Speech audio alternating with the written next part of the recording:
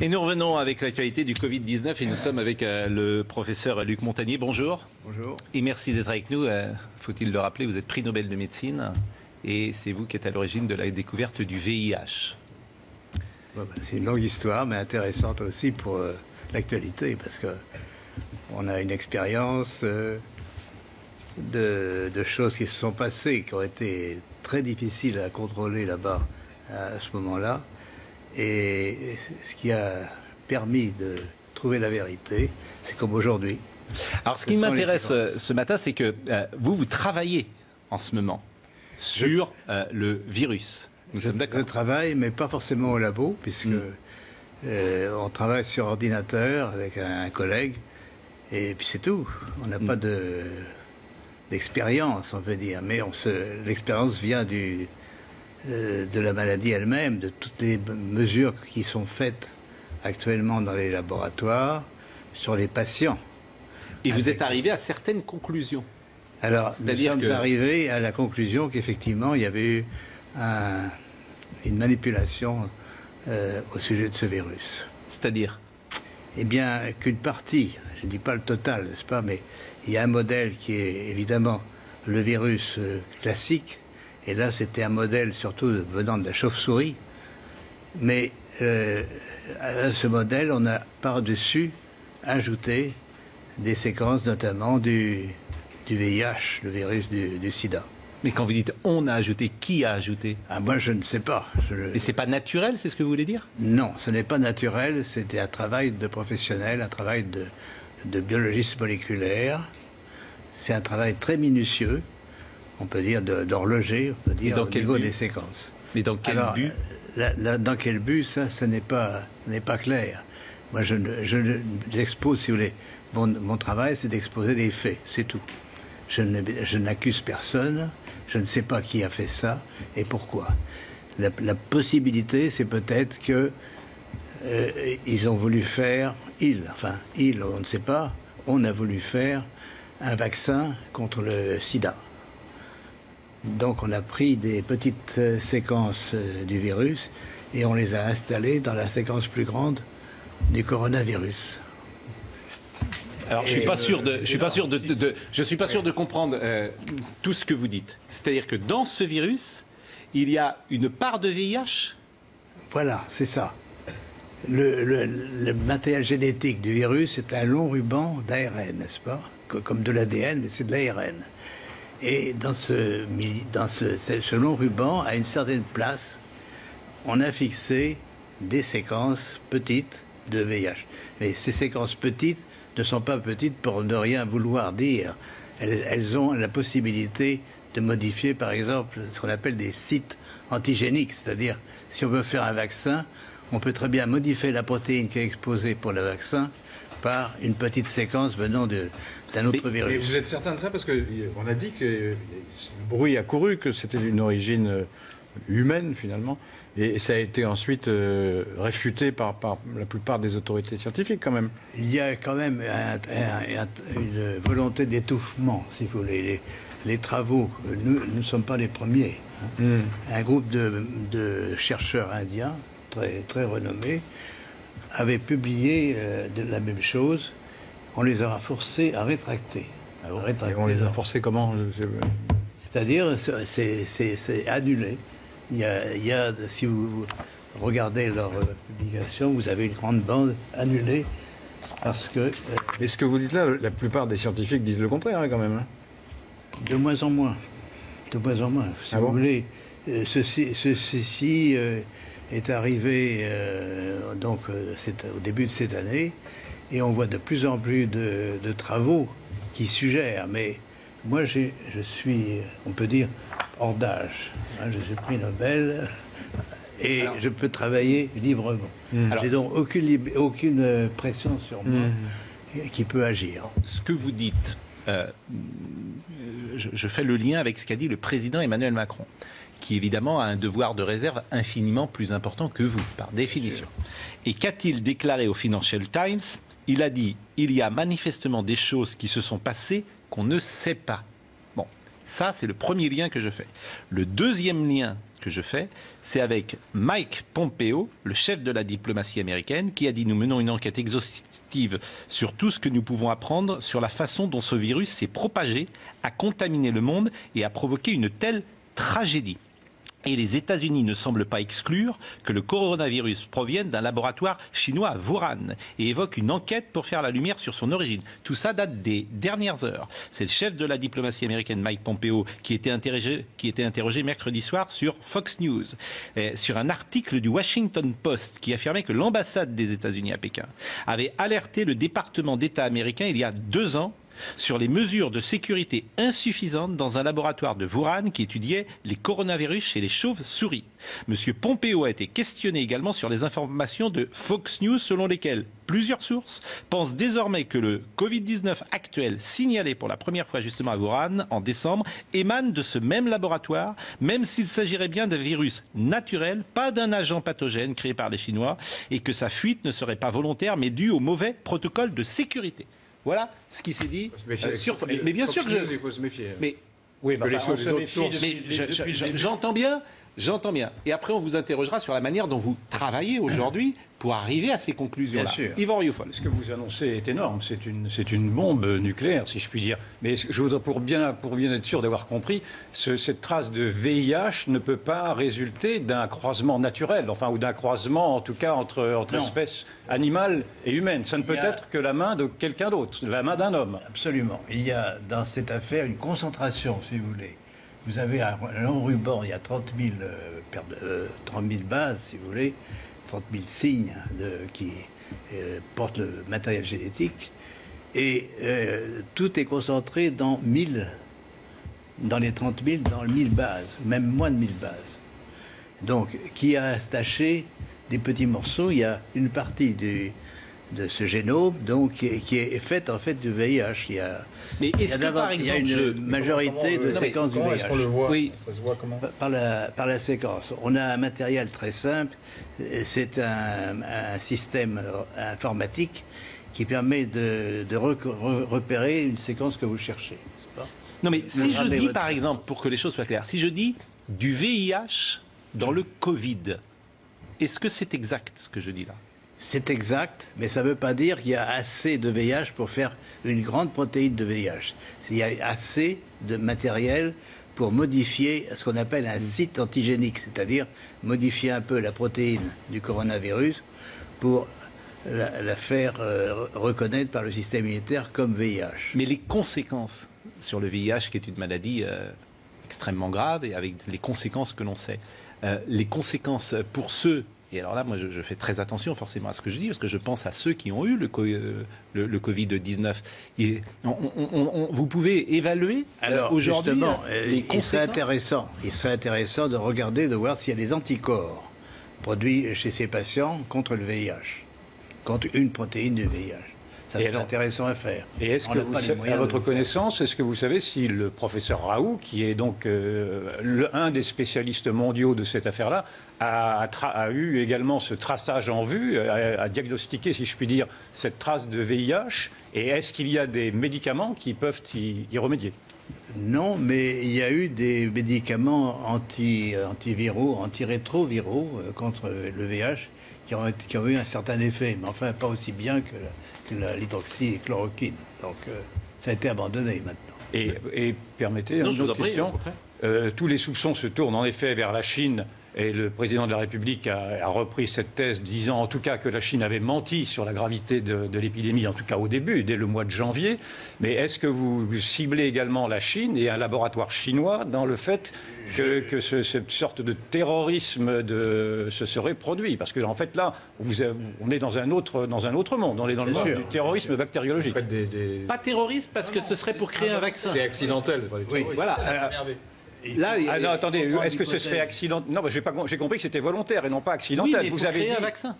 Non, mais vous avez dit vous-même que c'était une volonté que d'avoir à associer deux. Oui, mais pas à des fins pas pour tuer les gens, si on peut dire. D'accord. Ça serait j'ai bien compris, c'était pour créer un vaccin. Probablement, c'est pour faire contre le VIH. Pour faire, si vous voulez, seuls les gens qui ont fait ça pourront dire un jour la vérité, totalement. Mais alors, pardonnez-moi, je comprends pas. Pardonnez-moi, mais ça a été attesté par d'autres médecins, chercheurs, scientifiques, laboratoires, etc. Il y a plusieurs groupes qui ont fait la même chose, mais l'ont fait disons, un peu en catimini, enfin sans trop faire de bruit. Mais il y a plusieurs groupes, oui, ça circule, si vous voulez. Mais pardonnez-moi, parce que je pose toujours des questions. On fabrique ça en laboratoire. On veut fabriquer un vaccin contre le VIH. Bon. Comment après ce vaccin il sort ? Ce virus il sort ? Comment il sort du laboratoire ? Il est produit par le laboratoire. À ce moment-là, c'est ce qu'on appelle un recombinant. Ce virus est produit par le laboratoire chinois qui l'a trouvé ou bien d'autres laboratoires. Oui, mais ils prennent des gens pour le tester ? Comment il sort ? Bien sûr, alors si on parle là c'est un autre sujet, c'est un vaccin contre le coronavirus. Non mais je veux savoir comment il sort du laboratoire. Comment de la fabrication d'un vaccin contre le VIH, on arrive à une pandémie mondiale. C'est ce lien-là que je ne saisis pas. Parce qu'ils ont fait une construction donc qui est un virus corona, un ARN de virus corona, et dans une petite partie de ce ruban, vous avez les séquences VIH, de telle façon qu'elles soient exposées, bien sûr, au système immunitaire. Donc la prédiction, c'est qu'effectivement, il y a des anticorps contre le VIH chez des patients infectés par le coronavirus. Ceci, on ne peut pas le démontrer. Oui, mais vous ne me dites pas comment il sort. C'est parce qu'on prend des patients et on va tenter de tester ce vaccin qu'on est en train d'élaborer et qu'après, il se diffuse comme ça. C'est ça que je ne saisis pas. Là, ça va prendre beaucoup de... On parle d'un vaccin en général à partir d'un coronavirus. Ça va prendre beaucoup de temps, effectivement. Il faut montrer d'abord des expériences chez les animaux, chez les souris. Oui, mais j'ai l'impression que et ensuite, j'ai l'impression que je me fais mal comprendre, en fait. Fabrication du vaccin dans le laboratoire. Fabrication. Nous sommes d'accord. Vous nous dites, effectivement, on cherche... Le vaccin... vaccin VIH, et c'est comme ça. Le vaccin doit être atténué. C'est-à-dire, on peut soit traiter les mais j'entends bien, mais comment ça sort du laboratoire ? Pourquoi les gens sont-ils infectés après ? Parce qu'on le teste. Et je répète, enfin, c'est ce qui se dit un peu partout, c'est qu'il y a eu une fuite. La construction virale s'est échappée du laboratoire de Wuhan. Mais une fuite, ça veut dire quoi ? Comment elle peut s'échapper ? C'est ça, une fuite. C'est quoi une fuite ? Elle peut s'échapper volontairement ou involontairement ? Involontairement. Non, involontairement, mais comment ? Par quelqu'un qui a sans doute quelqu'un qui manipule ce virus sans prendre trop de précautions. Non, je pose des questions puisque je suis tout à fait béotien dans ce domaine. Donc bon. C'est une supposition. D'accord. Et la manière dont vous travaillez aujourd'hui, vous semblez avoir des certitudes. Donc vous travaillez aujourd'hui ? Oui, on travaille sur les séquences. C'est pas ce qui est fondamental, c'est les séquences. Et je peux revenir un petit peu en arrière puisque l'histoire du sida se répète à ce moment. Enfin, de l'origine du virus du sida se répète un peu aujourd'hui. Alors à l'époque, il y avait plusieurs laboratoires qui travaillaient sur le virus. Dans le mien, à l'Institut Pasteur. Il y avait un laboratoire américain dirigé par le professeur Gallo, n'est-ce pas ? Et il s'est démontré par les séquences que le virus que j'avais envoyé au docteur Gallo a été rebaptisé par un autre nom, mais c'était le même virus. Pourquoi le même virus ? Parce que les séquences étaient identiques. Et il faut bien voir que les virus, c'est des agents qui varient tout le temps, n'est-ce pas ?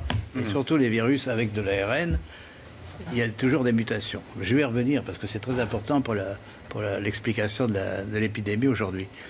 Mais donc, à l'époque, on a eu la démonstration, l'Institut Pasteur a démontré que la séquence qui était celle du virus isolé à l'Institut Pasteur et celle du virus américain était la même, absolument la même, caractère par caractère. Donc là, on a déjà, si vous voulez, la biologie moléculaire, par les séquences, peut dire si un virus est identique à un autre ou non.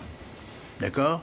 Et donc, si vous avez une séquence étrangère dans le coronavirus, aujourd'hui, eh bien, vous la détectez facilement par ce qu'on appelle la bioinformatique, n'est-ce pas ? Et pourquoi on ne le fait pas, ça ? Et pourquoi ça n'a pas été fait ? Pourquoi ça n'a pas été fait ? C'est ça que je sais pas. Parce que c'est de la biologie moléculaire. Alors, nous sommes un petit groupe qui travaille là-dessus depuis longtemps, mais on n'est pas les seuls. Je répète, les Indiens ont trouvé la même chose et l'ont publié, on leur demandait de rétracter ensuite. Mais quand vous dites c'est mystérieux, c'est qui ont Qui demande à rétracter, qui a demandé aux Indiens de se c'est rétracter? l'éditeur de la revue. C'est l'éditeur de la revue. D'accord. Mais Oui, l'éditeur peut-être de qu'il la revue... considérait que c'était Non mais pas- pourquoi, Ouais. en fait, ce que vous nous dites paraît simple, c'est-à-dire que comme il y a plusieurs séquences, si j'ai bien compris, il y a plusieurs séquences dans ce virus, par définition, ces séquences ont artificiellement été mises en place dans ce virus, on est toujours d'accord, et que ça se voit pour n'importe quel virologue va le voir immédiatement. Ça. Alors, Bon, si ça vous paraît voulez- simple, donc pourquoi personne ne dit, attention, ce virus, il n'est pas naturel, il y a quelque chose qui a été fabriqué, il y a quelque chose d'artificiel là-dedans, et pourquoi personne ne le dit? Alors, il y a une réponse a été mauvaise dit là-dessus, c'est que ces séquences sont courtes. Et certains disent, elles sont trop courtes, c'est le hasard, etc., etc. Ah, donc il y a une polémique sur la question. Il y a alors. une polémique sur la question. D'accord. Mais on répond tout de suite, parce que ces longueurs sont quand même des longueurs qui portent une information génétique. Contrairement à ce qui est dit, que c'est le hasard, c'est pas vrai. Et qu'est-ce qu'on appelle précisément une séquence pour un virus? Alors, une séquence, c'est la séquence des nucléotides, n'est-ce pas? Il y a 4 nucléotides différents. Ça, je suis pas beaucoup avancé. Un peu perdu là. Je suis pas beaucoup. Je suis pas beaucoup On avancé. est tous codés. Oui, non, mais si je comprends Oui. bien, il y a Par ça. une discussion sur l'analyse de cette séquence, parce qu'il y a des gens Mais qui là, disent j'ai répondu à c'est ça. le hasard. C'est ça? J'ai répondu, c'est pas le hasard. Le hasard. Vous dites c'est pas le hasard, mais bon. Non, mais vous dites le contraire, mais il y a Ce d'autres que qui vous disent êtes en, que c'est en fait, le ce que vous êtes en Non, train il y de a dire sur d'autres plateaux, effectivement, je reprends l'expression d'Yvan, c'est une bombe. Pourquoi? Parce que vous n'êtes pas n'importe qui. Vous êtes prix Nobel de médecine. Et vous êtes celui qui a découvert le VIH. Donc votre voix, elle porte forcément, et il va avoir des conséquences de ce que nous sommes en train de dire là. Le professeur Delfrécy, par exemple, mes responsabilités, j'ai pensé qu'il fallait effectivement que j'en parle une fois qu'on a été sûr. Si vous voulez, on a. et vous êtes sûr depuis combien de temps? Pourquoi n'en parlez-vous pas au professeur Delfrécy? Pourquoi n'en parlez-vous pas au professeur Raoult? Pourquoi ne vous Ah, mais je suis prêt à en parler. Mais pourquoi ne l'avez-vous pas fait dès à présent? C'est ça que je n'arrive pas non plus à comprendre. Si, c'est-à-dire qu'il y a un processus qui prend du temps. On a envoyé bien sûr des publications. Il y a déjà une publication. D'accord. Dans une revue indienne. Parce que, je le répète, il y a une pression Cette énorme. publication indienne, elle date de quand? Elle date de quelques semaines. Quelques semaines. Oui. Et vous dites qu'il y a une pression énorme. Il y a une pression énorme pour que tout ce qui est elle vient sur d'où, l'origine cette du pression virus, c'est le blackout, n'est-ce pas? pourquoi il y a C'est la Chine, c'est la Chine Posez la qui question. impose ce blackout? C'est la Chine, c'est le gouvernement chinois actuellement qui veut maintenant poser sa signature, si vous voulez, sur tout ce qui est produit en Chine sur l'origine du virus. Mais il ne peut pas contrôler le monde entier, bien sûr. Donc nous sommes en dehors de la Chine. D'ailleurs, on pense que la Chine est aussi une victime dans cette affaire, par la fuite, par l'échappement du monstre qu'ils ont créé. Donc, si vous voulez, mais la mon Chine- rôle n'est pas d'évaluer Mais les la Chine a responsabilités. identifié ce qu'elle a créé. La Chine sait en fait ce qu'elle a créé. La Chine, sa version officielle, le virus vient du marché aux poissons de Wuhan. Ce qui ne serait pas vrai, donc. Voilà. Donc ce qui ne serait pas vrai. Ben non, Ouais. c'est pas. Et si vous tout à montrez fait le français. séquençage que vous avez fait là, à n'importe quel spécialiste, il va dire oui, effectivement. Ah oui, c'est. Ça, vous êtes sûr de ça? Ah oui, c'est pour ça. Mais que- il peut y avoir une pression de l'OMS, par exemple? Il peut y avoir une pression de tous les organismes mondiaux ou nationaux qui ont un intérêt à cacher la vérité. Quel dans intérêt cette ils auraient à affaire. cacher les choses? Parce que les Chinois, on peut le comprendre, mais les autres? Je ne sais pas. Et vous connaissez beaucoup de grands chercheurs. Vous leur en avez parlé. Vous leur avez envoyé vos études. J'ai envoyé, bien sûr, ces résultats à un certain nombre de collègues. Et ils répondent quoi? Ben, si vous voulez, c'est des faits, on ne peut pas les nier. Et sur Bon, la démarche je vous propose de marquer une pause. Et, Sur la démarche Ouais. scientifique elle-même, est-ce que vous trouvez rationnel d'avoir voulu associer à un moment donné, pour un chercheur, le Covid et la Chine Le VIH, non, je trouve ça Le assez VIH. bizarre. Bizarre, C'est d'accord. assez bizarre. Parce que le VIH, c'est très dangereux. Ça n'a aussi. donc rien à voir, a priori, ça ne pouvait pas ça ne pouvait pas donner Mais quelque chose. les faits sont là. Les faits sont là, d'accord. on va D'accord. poursuivre et vous nous direz, parce que vous nous direz également si ce virus mute et évolue et s'il s'affaiblit. Et je pense que c'est également ce que vous avez remarqué, puisque le virus aujourd'hui, il se déplace d'ouest en est. d'est en ouest, pardon, d'est en ouest, et il est aux États-Unis. Et vous avez remarqué qu'aux États-Unis, il est beaucoup plus faible et il a perdu d'une certaine manière sa virulence. Chez certains patients. Bon, à tout de suite. C'est dingue. Luc Montagny est avec nous ce matin. Vous avez déclenché évidemment quelque chose sur les réseaux sociaux d'absolument incroyable. Vous nous dites ce matin deux choses, que le Covid-19 a été artificiellement fabriqué dans un laboratoire de Wuhan à partir du virus d'origine. Et il n'a pas dit ça. Hein. Il a supposé que c'était à Wuhan. Bah, il n'y était pas à Wuhan. Oui. Non. Mais il a regardé le séquençage. En tout cas, a été dans un laboratoire à Wuhan qui est capable de le faire. Voilà. Donc c'est ce que vous nous dites. Et vous nous dites qu'il y aurait dans ce virus une part de VIH. Vous avez déclenché évidemment une tonne de réactions. Parmi celles-là, d'ailleurs très simples, les gens se posent des questions très simples. Est-ce que le fait d'avoir des segments du VIH dans le Covid-19, on pourrait le transmettre sexuellement ? Je ne crois pas. Je pense que ce virus est quand même essentiellement un coronavirus, n'est-ce pas ? Donc il se transmet par la voie respiratoire. Donc ça reste un virus respiratoire, même s'il a été fabriqué tel que vous l'avez dit. Oui, parce que je répète, les séquences de VIH sont très petites, minoritaires, par l'ensemble des gènes, dans l'ensemble des gènes du coronavirus. Et elles n'ont pas les mêmes conséquences que le VIH lui-même. Ça, a priori, c'est ce que vous disiez aussi. Oui. Bon. Mais peut-être avec une réserve, c'est que si on travaille sur la protéine de surface d'un virus, on peut modifier son tropisme, c'est-à-dire il va attaquer d'autres types de cellules qu'au départ. Alors l'omerta, est-ce qu'elle s'expliquerait l'omerta Oui, je vous en prie. Il faudrait peut-être, avant d'élaborer sur cette information, connaître la réaction des milieux scientifiques les plus officiels. Bah, ils vont venir, ça va venir, j'imagine. C'est la première question que je me poserais, moi.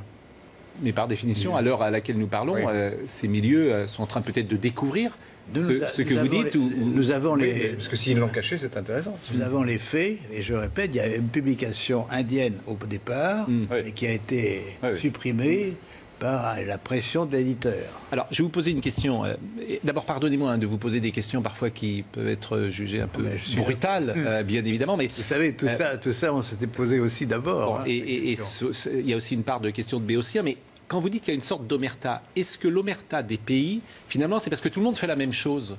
C'est-à-dire que tout le monde ferait dans son coin, parfois, sans le dire, des fabrications de vaccins de cette manière-là, où on prendrait un virus et puis on injecterait une autre séquence de virus et que finalement, tous les laboratoires du monde font la même chose et c'est pour ça que les gens ne disent rien aujourd'hui. Est-ce que c'est possible, ça ?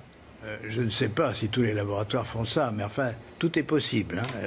En biologie moléculaire, actuellement, on peut faire toute construction nouvelle de virus que l'on veut. Non, mais a priori, ce genre de pratique est parfaitement interdite. On peut pas. À l'Institut Pasteur, par exemple, on ne peut pas faire ce qu'on veut. Absolument. Il y a des règles très précises. Mais est-ce que tout le monde suit ces règles dans le monde entier ? C'est peu probable. Si vous me permettez, je vous en prie. Une observation, simplement, c'est que, à l'évidence, et en France et ailleurs, nous n'avons pas voulu rechercher les causes de ce qui nous arrive. C'est-à-dire que quand Donald Trump, par exemple, a dit que ce virus était chinois, il a été accablé en disant qu'il ne pouvait pas dire que ce virus était chinois parce qu'on n'en savait rien. Quand il y a eu ces rumeurs de dire que ce virus aurait pu sortir d'un laboratoire, parce que ces rumeurs-là, elles courent depuis maintenant 2 mois. Tout le monde a crié aux fake news et maintenant on n'ose même pas évaluer l'hypothèse de ce que pourrait être une guerre bactériologique. Vous m'avez dit que ce n'était pas envisageable. Je veux bien vous entendre. Mais malgré tout, avec ces deux dénis respectifs de dire que ce n'était pas la Chine puis que ce n'était pas un laboratoire et maintenant d'entendre dire que ce ne serait en tout cas pas une guerre bactériologique, on peut aussi... Enfin, moi, je peux douter. Je vous entends bien en disant que ce n'était pas le but recherché, que c'était un vaccin au bout du compte. Mais est-ce que l'on ne peut pas quand même réserver cette hypothèse également d'une guerre bactériologique qui aurait pu, qui existe dans les scénarios, et qui aurait pu être établie également à Wuhan ou ailleurs.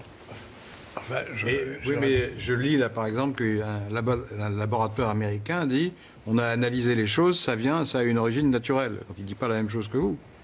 C'est un laboratoire qui a l'air assez sérieux. Sur les mots, parce que vous mettez un objet naturel dans un autre objet naturel. Ouais. Le VIH, c'est un objet naturel aussi. Oui. Oui, enfin, jusqu'à présent, un certain nombre d'autorités reconnues ont dit que c'était d'origine naturelle. Je veux dire, le monde va devenir... Je veux dire, moi, là, je partage pas tout à fait l'analyse d'Yvan, mais je reprends des éléments. Le complotisme existe, on le voit bien. Souvent, moi, je me bats, entre guillemets, contre le complotisme en disant laissons cela de côté. Mais si ce que vous dites est juste, le monde va devenir complètement parano et va ne plus croire évidemment en rien. Parce que si cette réalité, vous nous dites que c'est connu, qu'on met un mouchoir dessus, qu'une étude a existé. J'entends effectivement, je faisais le lien tout à l'heure, je l'ai dit, avec ce que dit Emmanuel Macron, qu'on peut, à la lumière de ce que vous dites, interpréter. Je rappelle cette phrase, manifestement, des choses se sont passées, on ne le sait pas. C'est une formule très douce, mais ce que dit les États-Unis, quand on vous écoute, on se dit, tiens, les États-Unis, ils sont au courant de ce que dit M. Montagnier. Bon, oui. Non seulement les États-Unis sont au courant, mais ils ont financé une partie des recherches faites dans le laboratoire de Wuhan. C'est publié. C'est dingue. Ça également. Donc c'est une affaire pas seulement chinoise, de toute façon. Oui. Alors, si on veut se rassurer quand même, puisque vous avez continué de travailler sur ce virus aujourd'hui, il a perdu, dites-vous, toute sa virulence et vous imaginez qu'il ne sera plus précisément dangereux ces prochaines semaines. Effectivement, ce qui est intéressant, si vous voulez, c'est que mon collègue mathématicien, Pérez, pense qu'il y a une sorte d'harmonisation des séquences de l'information génétique qui est portée aussi bien par nos propres chromosomes que par les virus.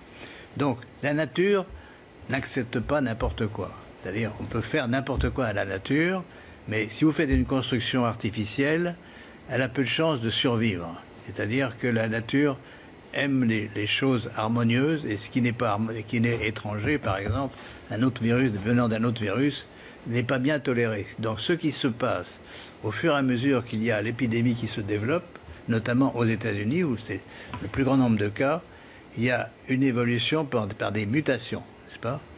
Les séquences vont muter. Muter, ça veut dire un nucléotide changé pour un autre, donc on modifie le code génétique, mais ça veut dire aussi des délétions, c'est-à-dire il y a des morceaux entiers du génome, et notamment, alors ce qui est extraordinaire, c'est que justement la région qui porte les séquences VIH mute beaucoup plus vite que les autres. Donc, et même elle disparaît par délétion.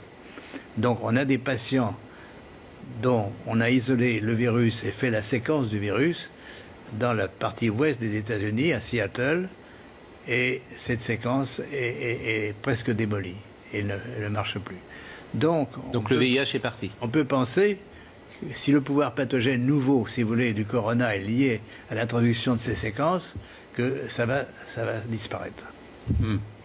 C'est une lueur d'espoir. Moi, je voulais juste réagir. Et à échéance de quoi il n'y a pas eu de déni. La preuve, ce qu'il y a, c'est que pour l'instant, les rumeurs qui avaient et qui étaient malheureusement, qui rencontraient la crédibilité, enfin, beaucoup de gens y croyaient, de quelque chose qui aurait été fabriqué, jusque-là, il n'y avait pas de preuve. Là, ce qu'apporte ce que dit Luc Montagnier, c'est intéressant. Moi, je suis incapable de dire si c'est effectivement la bonne hypothèse. Mais en tout cas, il y a une hypothèse. Mais avant, on n'était pas dans le déni, puisqu'il n'y avait pas de choses précises. On était dans le déni de dire que ça venait de la Chine. On était dans le déni de dire que c'était un virus chinois. Rappelez-vous des polémiques. Chacun sait que l'épidémie est née en Chine. De là, le traité, après à parler de virus chinois, c'est autre chose. Bah oui, le virus chinois, on parle pas comme ça. Mais que ça vienne de la Chine, personne n'a jamais contesté que ça venait de la Chine. La maladie est née en Chine. Il y a eu un manque de curiosité. Qu'est-ce que, Monsieur Montagnier, Monsieur Montagnier, la parole de elle nous intéresse. Qu'est-ce qu'il faut faire aujourd'hui ? Qu'est-ce qu'il faut faire ? Eh bien, justement, faire l'analyse des séquences. Et vous les avez faites, vous dites ? Mais oui, mais ça change tout le temps, puisque tous les jours, il y a de nouveaux patients infectés. Donc, on doit suivre, si vous voulez, l'évolution génétique du virus par des prélèvements, donc des isolements de virus de patients, et faire le séquençage de ces virus. Et si ma prédiction est exacte, on va trouver de plus en plus de virus mutants, inactivés, et bien sûr, ça doit être lié, si mon hypothèse est exacte, à la perte des pouvoirs pathogènes de ce virus. Donc, les conséquences graves de l'infection vont disparaître. Donc vous parlez là d'hypothèse d'ailleurs, comme tous les scientifiques. Tout ce que vous nous dites ce matin, c'est forcément une hypothèse. Mais c'est quand même basé sur une mesure d'évolution. On a des mesures du mois de mars, du mois de janvier. Donc c'est des évolutions rapides. L'analyse que vous avez faite sur le virus lui-même, c'est un travail très long à faire, très difficile? Non, l'analyse informatique est pas difficile. Mais alors pourquoi d'autres ne l'ont pas faite alors? Mais ça va venir, je pense. C'est pas parce que personne n'a mentionné pour l'instant. C'est une découverte de nous-mêmes d'ailleurs. C'est vous qui l'avez découvert. C'est nous qui l'avons découvert. Ouais. Et en principe, si nous avons raison, ça va augmenter. Le nombre de virus mutants va augmenter. Plus le temps passe. Si j'ai bien compris votre raisonnement, vous nous avez dit d'ailleurs dans une très jolie phrase que la nature aimait l'harmonie. Oui. Et donc dans votre raisonnement, ce virus-là va se défaire assez rapidement, si je comprends. Exact. C'est ça. Il va perdre ses séquences. Mais rapidement, ça veut dire quoi rapidement? Pour vous, rapidement, c'est quoi? C'est en mois? C'est en années? Au fur des mesures des transmissions. Hein. C'est pour ça que l'épidémie nous apprend. Évidemment, il est regrettable qu'il y ait cette épidémie. Donc il faut par tous les moyens, vous posez la question, par tous les moyens connus, il faut empêcher qu'elle se progresse. Mais aux États-Unis, là, c'était une véritable explosion. Il y a maintenant 500 000 personnes qui sont infectées aux États-Unis. Est-ce que la contagiosité de ce virus est précisément liée à sa fabrication artificielle, selon vous? C'est possible, oui. C'est possible. Parce que la transmission est liée, si vous voulez, à l'association entre une protéine du virus et un récepteur sur les cellules. Et donc, plus le virus trouve des récepteurs sur ces cellules, plus il va pouvoir se coller et pénétrer, et donc transmettre l'information. Et quels sont les moyens pour lutter, selon vous, contre cette contagiosité? Le confinement est la bonne solution? Si vous voulez, moi j'ai une solution un peu d'avant-garde, parce que je travaille là-dessus pour d'autres raisons. C'est que les ondes peuvent modifier les fréquences, certaines fréquences d'ondes peuvent modifier la présence de ces séquences. Comme elles sont étrangères, peut-être on va pouvoir les distinguer du reste du coronavirus et les détruire d'une façon sélective. Là, c'est de la science-fiction pour l'instant.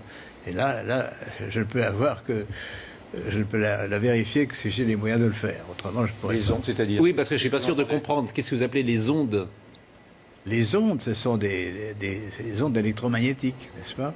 Qui pourraient séparer. Nous sommes environnés d'ondes électromagnétiques. Pourquoi ne pas utiliser une partie de ces ondes pour détruire des séquences sélectivement d'ARN ou d'ADN? Bon, c'est une possibilité, ce n'est pas une certitude, bien sûr. Mais est-ce que ce virus, ce nouveau virus, accélère les défenses immunitaires, pardon, je n'arrive pas à trouver le mot, accélère le fait que nous n'ayons plus les défenses immunitaires susceptibles de nous défendre, ou est-ce que ça n'a pas de rapport? Est-ce que cela éradique les défenses immunitaires ou pas? Alors, effectivement, moi je pense, si vous voulez, qu'on vit dans un environnement très différent de celui de nos ancêtres, et sans se rendre compte, enfin, on adore les ondes, on communique par les ondes tout le temps, n'est-ce pas? Mais il y a des projets encore de plus en plus importants pour que ces ondes soient encore plus autour de nous. Alors, je répète, et c'est un sujet à étudier, c'est pas le rôle des ondes. On a dit, par exemple, que la ville de Wuhan était très en avance pour l'installation d'antennes 5G, n'est-ce pas? Oui. 10 000 antennes sont dans cette région. Et donc, elles ont pu contribuer au pouvoir pathogène du virus. Ah d'accord. Mais merci. Malheureusement, alors c'est vraiment, on est déjà en retard. On est déjà en retard. Mais j'ai vu. Est-ce qu'on peut avoir 5 minutes de plus? Je le demande d'ailleurs à Marine Lançon et peut-être à notre ami Jean-Marc Morandini. Est-ce qu'on peut exceptionnellement déborder un peu? Parce que c'est vrai que ce que vous nous dites est si important dans cette séquence. Parce que je lis là dans le... C'est une fiche, je crois, que vous avez été contesté violemment par d'autres prix Nobel. Sur des thèses scientifiques. Il y a une pétition qui a été faite contre vous, c'est ce que je lis là. Hein. Ah, mais ça, c'est une autre histoire. C'est une autre histoire, oui. Mais c'est frappant quand même que tous les prix Nobel se liguent contre vous. Pas tous les prix Nobel. Une partie, en tout cas. Il y a une partie, hein, c'est pas... Mais pourquoi ils sont ligués contre vous? Parce que, si vous voulez, j'ai défendu les thèses de Jacques Benveniste sur la mémoire de l'eau. Ah oui, ils ont été réfutés, non? Non, monsieur. Elles ont été... Ah bon? C'est pareil, il y a une sorte de voile. On empêche les recherches là-dessus. Benveniste, il a cherché longtemps, il n'a pas été empêché. Non, mais c'est que les gens ne croyaient pas à sa théorie, surtout. C'est pas tellement qu'il a été empêché. Si, enfin, il a été... Enfin, moi, je l'ai connu. Benveniste, lui... Il a été maltraité, on peut dire. Non, mais Laurent Geoffroy, la vérité, c'est qu'on ne peut pas apporter la contradiction à monsieur... non, je ne me l'apporte pas. Je me permettrai pas, moi, de le faire. Ce qui m'intéresse... Je lis un article qui dit le contraire. Oui, donc, voilà, mais c'est... Donc, je m'interroge. J'entends bien. Donc, je m'interroge. J'entends bien, mais... On voit que dans cette séquence, beaucoup de médecins ne sont pas d'accord, beaucoup de scientifiques ne sont pas d'accord. Oui, c'est ce que je voudrais souligner. Voilà, et c'est pourquoi d'ailleurs vous étiez là ce matin. Ce que vous dites est ahurissant. Ahurissant. Disons-le. Ce que vous dites est effectivement, et je vous remercie d'être venu sur le plateau de CNews, nous l'avoir dit, mérite la contradiction, par définition, la contradiction scientifique. Ce que je viens de dire, c'est un article du Figaro. Ouais. Non, mais... Je viens de trouver ça dans le...